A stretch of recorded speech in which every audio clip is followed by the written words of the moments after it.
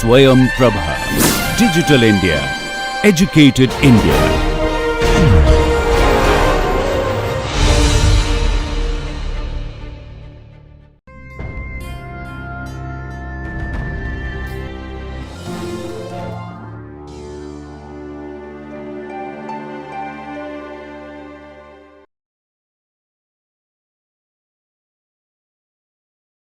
So, what are the fundamental principles? The fundamental requirement would be that at small and large reactor, the geometry should be similar. Now, there are two kinds of similarities. One is the geometrical similarity and the other is dynamic similarities of the flow fields. So, these form the principle of scale up. So, when we are scaling up from one size to the other, then we need to ensure that the scale up at two different vessels includes geometrical similarity as well as dynamic similarity, which is concerning the similarity between flow fields.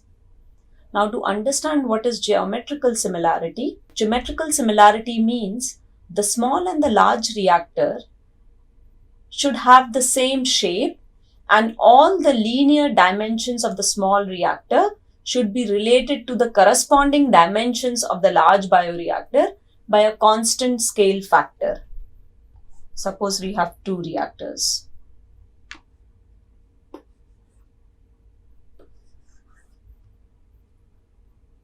Here the diameter is small d, the height of the tank is small h. Here the diameter is capital D and the height of the tank is capital H. And suppose the impeller diameter is di and here the impeller diameter is capital Di.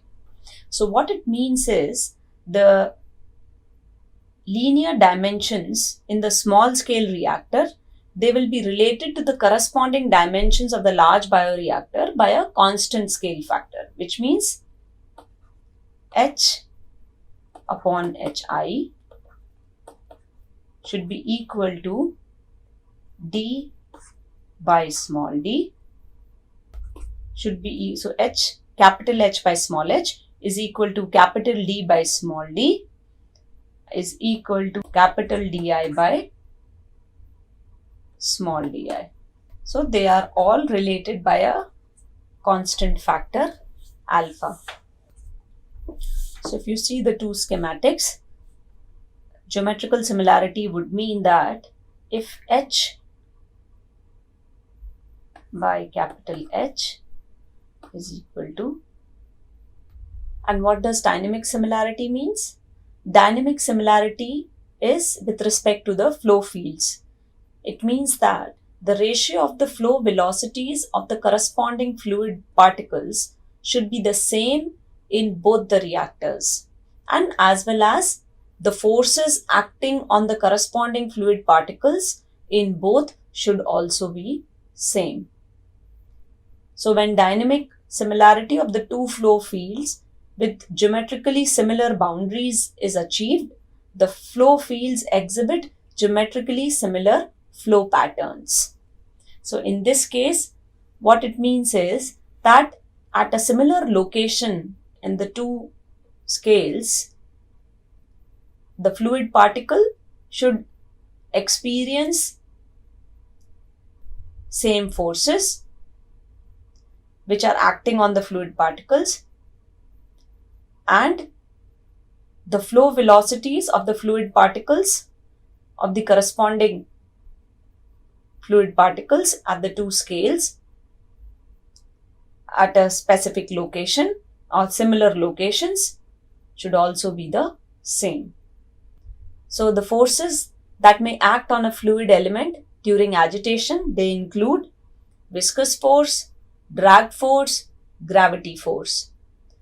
Now, according to Newton's law of viscosity, we know viscous force can be given in terms of the stress-strain relationship. Now, in an agitated system, the average velocity gradient, this which we have written as du by dy, this can be assumed to be proportional to the impeller speed. and the area on which the viscous force acts, which is given here as A, is proportional to the square of the impeller diameter.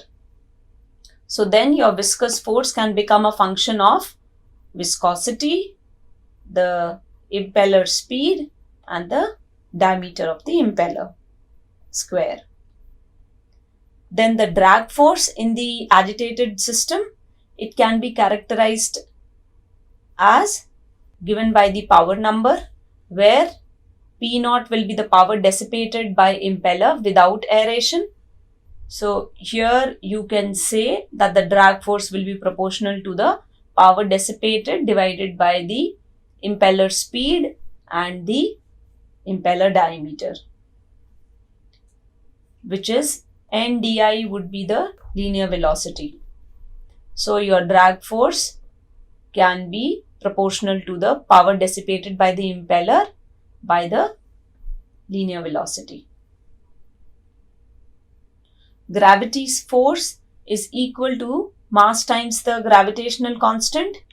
So your mass is density and the volume part has been represented by the cube of the impeller diameter, and you have the gravitational constant. So this becomes the mass and this is the gravitational constant. So your gravitational force is a function of the impeller diameter and the gravitational constant. Now summation of all these forces is equal to your inertial force. Now this is said to be proportional to your diameter of the impeller to the power of 4 and square of the impeller speed. Now for dynamic similarity between the model and the prototype at the two levels, which we will call as M and P. So dynamic similarity means what? That viscous force at model type to viscous force at the prototype, this ratio is varying, can be given by a constant factor, and the ratio of the forces acting on the fluid element at the two scales are equal. So your viscous force as model type to viscous force at prototype is equal to drag force at the model type to drag force at the prototype. Similarly, your gravitational force and inertial force.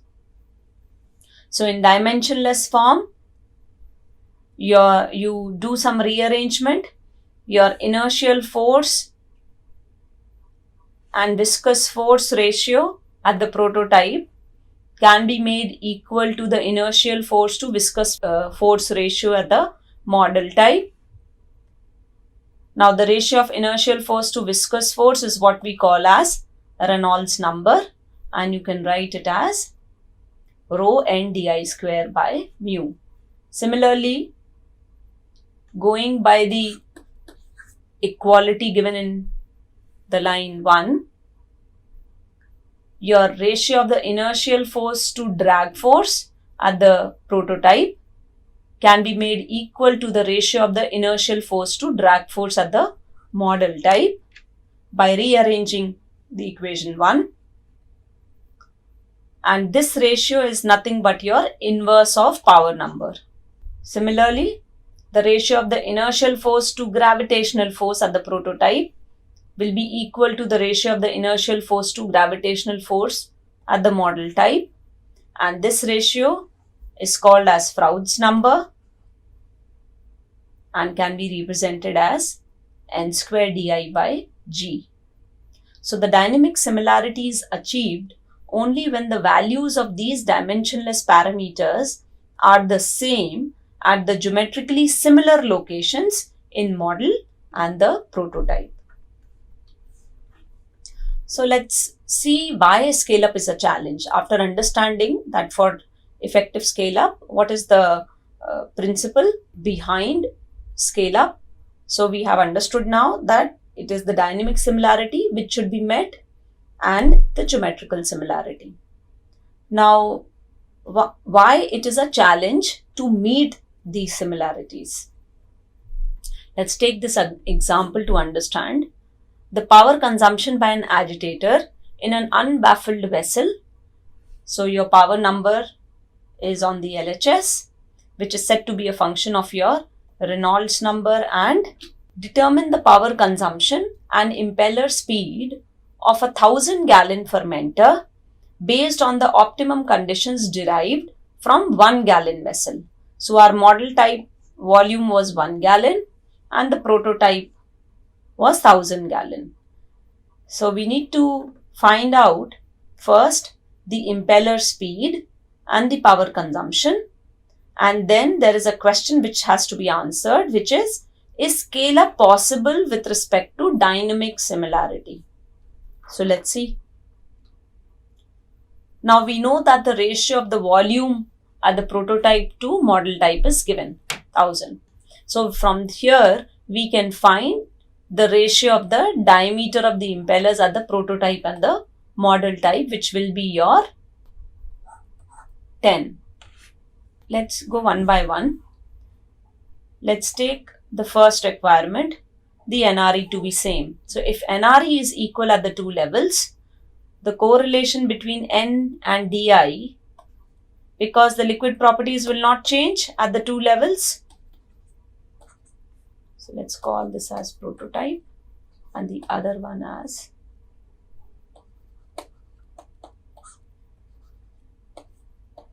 model type. So the liquid properties can be cancelled because they will not change. So then your NP DIP square will be equal to NM DIM square. So your NP by NM ratio is equal to DIM by DIP, the whole square, isn't it? So this comes out to be a relationship by taking care of NRE being same at the two levels. Now what about the similarity for the second dimensionless number, which is your power number? So if we keep NP same, then your P naught by N cube Di to the power of 5 at the prototype should be equal to P naught by N cube Di to the power of 5 at the model type. We know now that P naught at prototype by P naught at model type will be equal to, so here we know DIP by DIM was equal to 10. So that is what has been substituted here.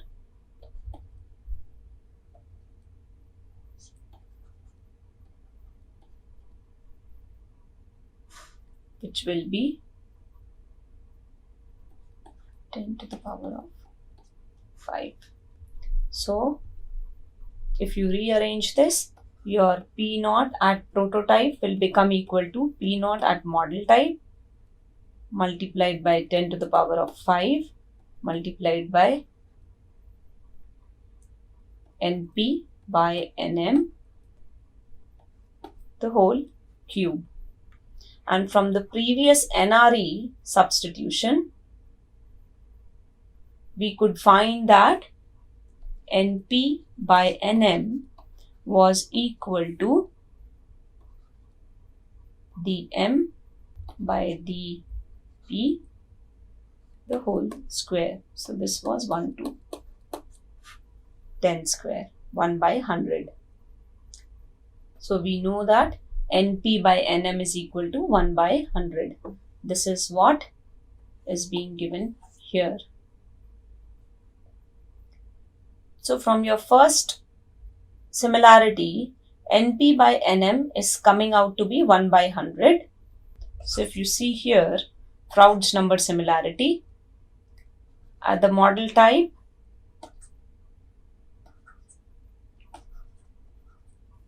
should be equal to, prototype should be equal to that at the model type.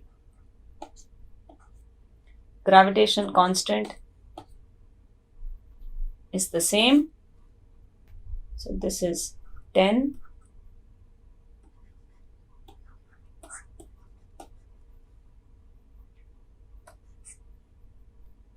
your NP by Nm is 1 by under root 10. But if you remember, by the power number similarity, we were finding that Np by Nm is equal to 1 by 100.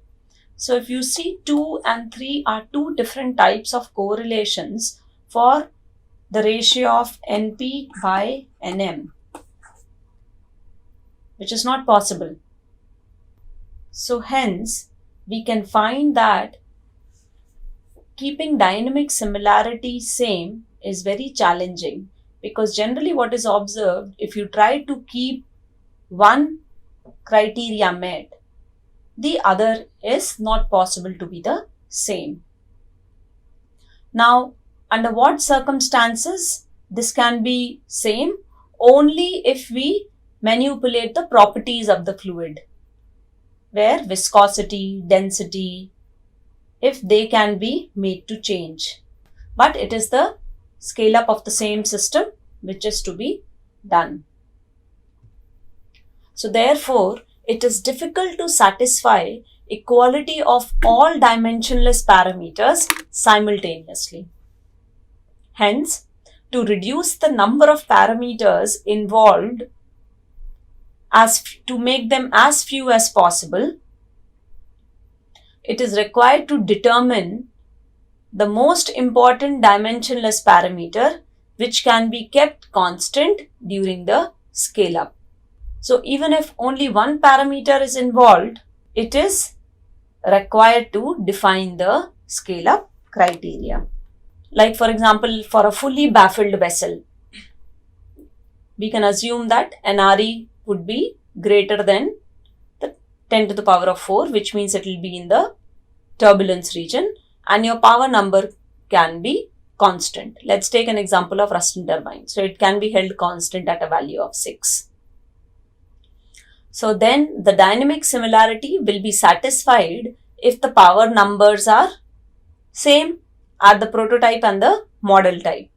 So with this similarity, if you can notice in the equality given here for the power numbers, then your diameter of the impeller ratios at the prototype and the model type is equal to the scale ratio.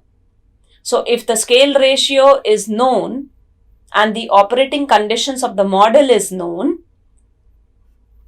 it is difficult to predict the operating conditions of the prototype still. Why? Because there are two unknowns.